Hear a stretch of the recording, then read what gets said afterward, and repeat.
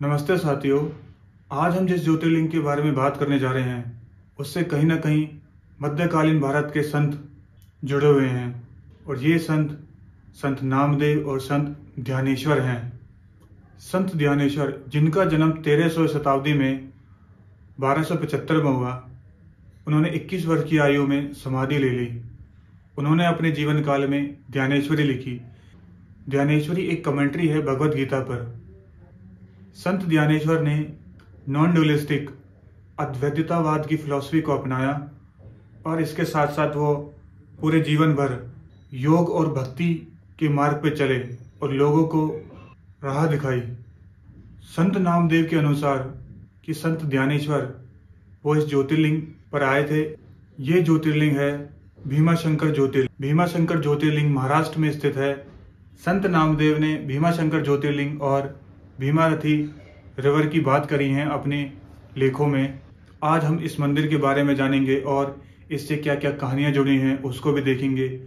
पिछली वीडियो में हमने तमिलनाडु के रामेश्वरम में ज्योतिर्लिंग है उसके बारे में बात करी थी और उसके बाद जो आंध्र प्रदेश के श्रीशैलम में लोकेटेड है मल्लिकार्जुना, उसके बारे में देखा था। आज हम इस मंदिर जो महाराष्ट्र में है भीमाशंकर, इसके बारे में देखेंगे और इसकी मिस्ट्री देखेंगे कि इससे क्या कहानी जुड़ी हुई है इस ज्योतिर्लिंग के साथ।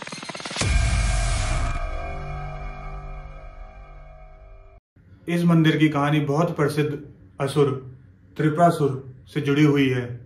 ये त्रिपुरासुर जो असुर है ये 3 भाई हुआ करते थे जिनका नाम तारकक्षा, विद्युमाली और कमलकक्षा।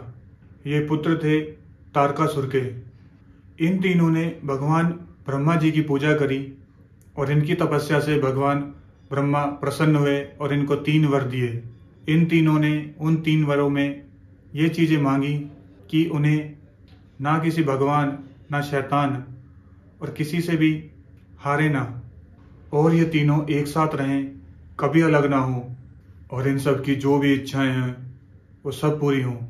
तो इन वरदानों के पूरे होने के बाद त्रिपुरासुर तीनों लोगों को जीतने निकल दिया। इन्होंने जो स्वर्ग के देवता इंद्र उनको परास्त किया, तो इसके चलते इंद्र ने भगवान शिव की आराधना करी। भगवान शिव उनकी आराधना से प्रसन्न हुए और उन्होंने प्रण लिया कि वो त्रिपुरासुर को समाप्त कर देंगे। तो इसके चलते भगवान शिव ने भीमाशंकर का रूप धारण किया और त्रिपुरासुर से युद्ध किया। ये युद्ध सह्याद्री की हिल्स जो महाराष्ट्र में है उस पर हुआ।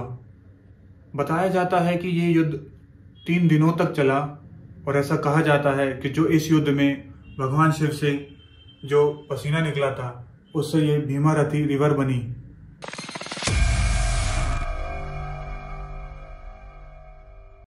अब हम इस मंदिर के आर्किटेक्चर को देखते हैं।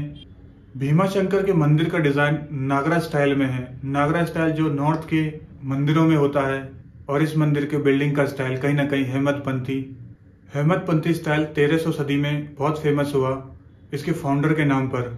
ये जो प्रधानमंत्री थे देवगिरी के यादवों के। बताया जाता है कि जो ओल्ड टेम्पल है वो शंभु शिवालिंगा पर बनाया गया है और जो लिंगा है गर्भगृह के बीचों बीच है। इस मंदिर में जिन पत्थरों का इस्तेमाल हुआ है वो वहीं पे पाए जाते हैं। इसकी दरवाजों की चौखटों पे और स्तंभ हैं उन पे हिंदू देवी देवताओं की नक्काशी की हुई है।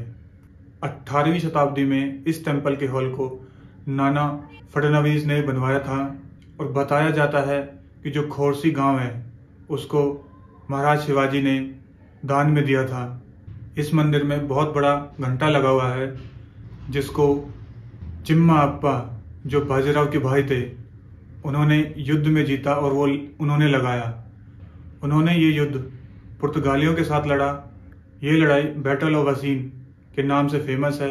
ये 1739 में लड़ाई लड़ी और ये घंटा है पुर्तगालियों की चर्च का था जिसको चिम्मा अप्पा ले आए थे। और इस तरह का घंटा खांडदोबा के मंदिर में भी लगा हुआ है।